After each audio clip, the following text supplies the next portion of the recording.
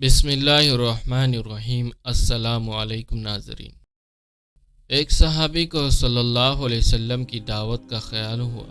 اس نے اپنی بیوی سے کہا، میں صلی اللہ علیہ وسلم کو اپنے گھر دعوت دینا چاہتا ہوں، یہ ہمارے لیے بڑی سعادت ہے۔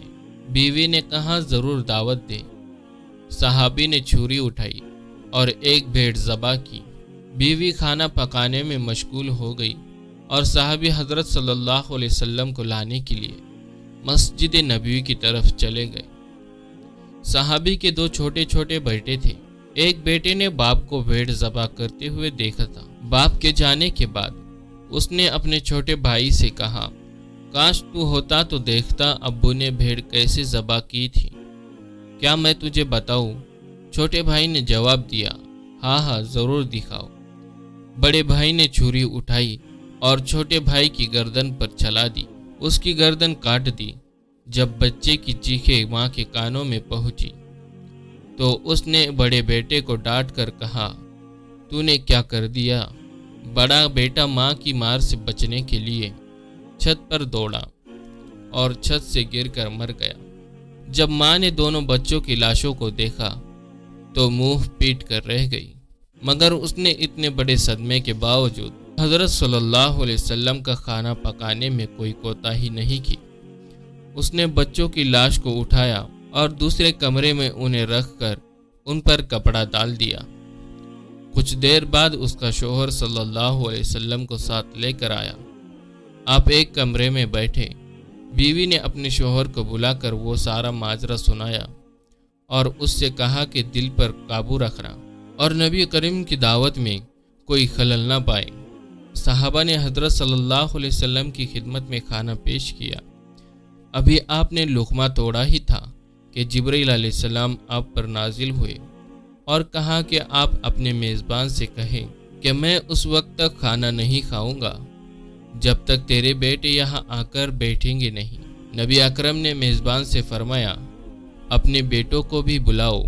میزبان نے کہا، یا رسول اللہ، دونوں بچے ہیں، وہ کھیلنے کودنے باہر گئے ہوئے ہیں، وہ پتہ نہیں کب واپس آئیں گے، آپ بسم اللہ کریں اور کھانا کھائیں۔ نبی اکرم صلی اللہ علیہ وسلم نے فرمایا، یہ ممکن نہیں ہے کیونکہ یہ اللہ کا حکم ہے۔ صحابہ نے عرض کیا، یا رسول اللہ، میرے بیٹے مر چکے ہیں۔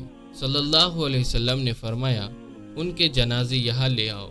صحابی اٹھے اور دونوں بیٹوں کے جنازے لے آئے۔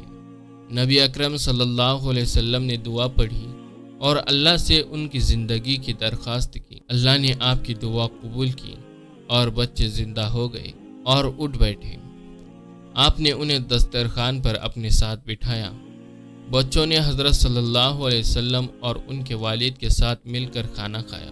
بعض علماء نے صلی اللہ علیہ وسلم کے معجزات کی تعداد 4000 بتائی۔ ان میں سے کچھ معجزات غزوہ کے وقت بھی ظاہر ہوئے۔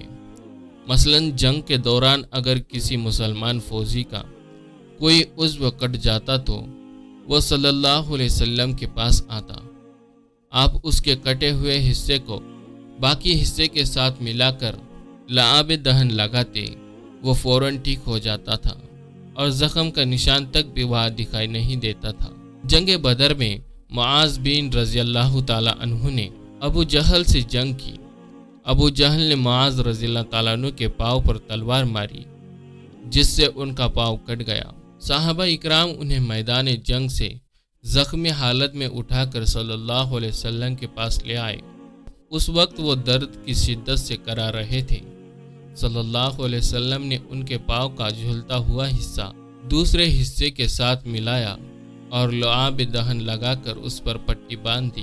کچھ دیر بعد صحابہ نے ان کی پٹی کھولی تو ان کا پاؤں بالکل ٹھیک تھا اور اس زخم کا نشان تک دکھائی نہیں دیتا تھا۔ امید کرتا ہوں کہ آپ کو آج کی ویڈیو اچھی لگی ہوگی۔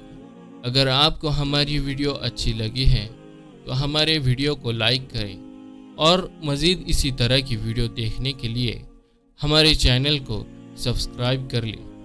ملتے ہیں اگلی ویڈیو میں، اجازت دیجیے، اللہ حافظ۔